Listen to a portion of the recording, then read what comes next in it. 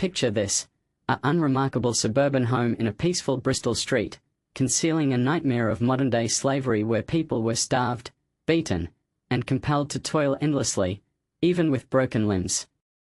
It's a chilling reminder that the darkest horrors can lurk right under our noses. But here's where it gets controversial. How could such cruelty go unnoticed for so long in a seemingly ordinary neighborhood? Beneath the surface of this innocuous-looking property on Brentry Lane in Bristol, a stark divide existed. One side was occupied by Slovakian Maros Tancos and his Polish partner, Joanna Gomulska, both in their mid-40s, who indulged in the comforts of modern living, sleek furniture, the latest gadgets, and a refrigerator stocked with gourmet delights. The other half, however, housed a group of exploited individuals, victims of what we now call modern slavery, who endured grueling 20-hour workdays, every single day of the week.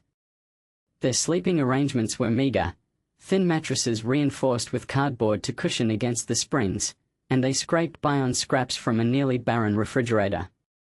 For beginners wondering what modern slavery entails, it's a form of human trafficking where people are coerced into labor or services against their will, often through manipulation, threats, or violence, stripping them of their freedom and dignity. These victims faced unimaginable hardships. One man was made to continue working at Tancos car wash despite a fractured arm, while others endured painful chemical burns from hazardous substances. A female victim escaped after becoming pregnant, only to give birth to a malnourished infant. When authorities finally intervened, many survivors were so weakened from hunger and deprivation that they struggled to consume an entire sandwich. In a haunting testimony, one described the house as the gates to hell, a vivid metaphor illustrating the psychological and physical torment they endured. Investigator Mark Morrison from the UK's National Crime Agency, NCA, often likened to the FBI in the United States, painted a grim picture of the disparities. It was strikingly evident that the home was split into the privileged and the deprived, he explained. Dual refrigerators stood as symbols, one brimming with abundant food, the other nearly empty. Mattresses were so deteriorated that cardboard served as a makeshift barrier against the protruding springs, and the floors were coated in grime. Clothing was scarce, and we uncovered rolled-up socks hiding meager coins, small savings one person had squirreled away for a sliver of personal independence. The couple wielded such absolute control that the starving residents never dared to pilfer from the well-stocked fridge, despite their dire hunger. Morrison added, they were severely malnourished, to the point where even a simple sandwich was overwhelming. This disturbing account comes to light in a fresh NCA podcast titled Underworld, Behind the Scenes of the NCA, set for release on major platforms like Spotify, Apple Music, Audible, and YouTube starting Wednesday, November 12th. It delves into the agency's real-world battles against crime, offering listeners an insider's view that's both educational and eye-opening. Tancos and Gomulska were convicted in June 2022 for trafficking at least 29 vulnerable individuals into Britain and exploiting them without pay. Sentences reflected the severity: 16 years for Tancos and 9 for Gomulska. Beyond the car wash, they enrolled their captives in nighttime agency gigs, handling chickens, bottling milk, and sorting packages, for wages that were promptly siphoned. The duo squandered around £300,000 on used vehicles and gambling habits, financing their lavish lifestyle at the expense of others.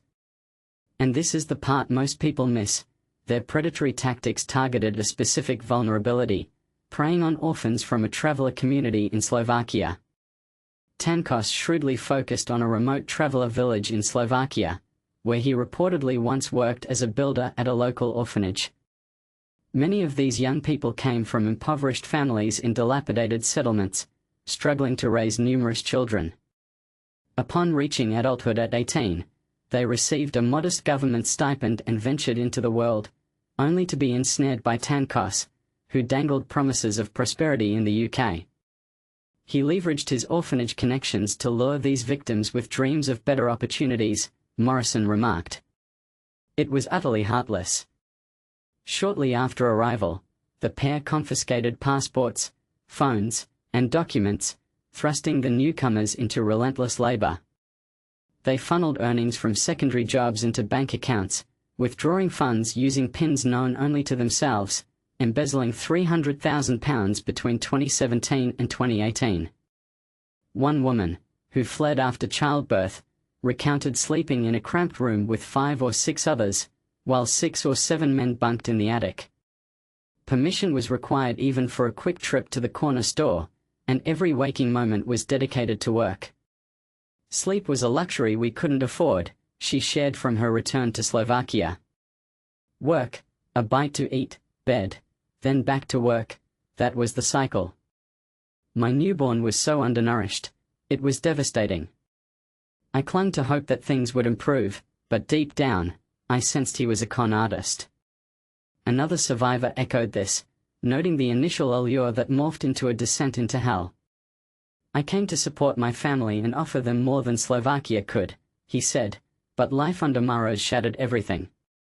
Authorities first investigated in 2016 through Avon and Somerset police, interviewing victims who, out of fear, refused to implicate their abusers. The NCA stepped in the next year, apprehending the couple amid 5 witnesses, with specialized officers carefully probing the captives' experiences. Paradoxically, convincing these individuals they'd been victimized proved challenging, ironically, because their origins in Slovakia's impoverished villages were comparably dire. In Slovakia, as in many places, traveler families faced discrimination and marginalization, Morrison clarified. Their village, Moldava, and Bodvoj, suffered from extreme poverty, exposed wires dangled where windows should be, and even government-funded replacements were sold off for cash, replaced by black bin liners. To illustrate, think of it like this: imagine growing up in a home where basic necessities are a constant struggle. The trafficker's opportunities might initially seem like salvation, blinding victims to the abuse. NCA teams journeyed to Slovakia, uncovering that roughly 40 people had labored at the car wash over the years. Besides wage theft, Tancos owed his workers £923,835 in unpaid minimum wages from the car wash alone. One man endured 9 years with them, Morrison noted.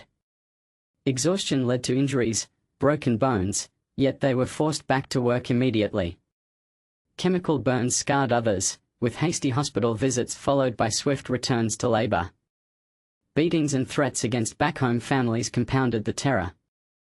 Much like domestic abuse survivors, trafficked individuals often grapple with denial, taking time to recognize their plight.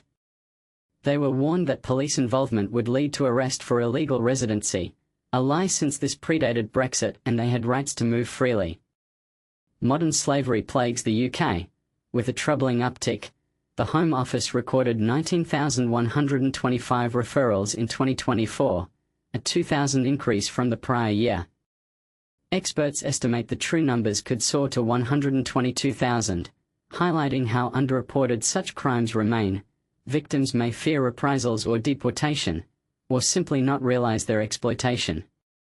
To put this in perspective, modern slavery isn't just historical, it's a contemporary epidemic fueled by economic desperation, where traffickers exploit migrants, the homeless, or those in vulnerable situations for profit. Gomulska, a Polish mother with children from an earlier relationship, insisted she was aiding the victims, but the jury saw through the facade. Morrison summed it up poignantly: these individuals were commodified, like goods you can resell endlessly. Unlike drugs, which can only be sold once, a person can be exploited repeatedly, and that's precisely what this pair accomplished. So, what are your thoughts on this harrowing tale? Do you think tougher laws or better awareness could curb such atrocities? Was the couple's defense, that one was helping, even remotely believable, or does it reveal deeper societal blind spots? And perhaps most controversially, should victims from impoverished backgrounds be held accountable for not escaping sooner, or does that place blame where it doesn't belong? Share your opinions in the comments. We'd love to hear your take and spark a meaningful discussion.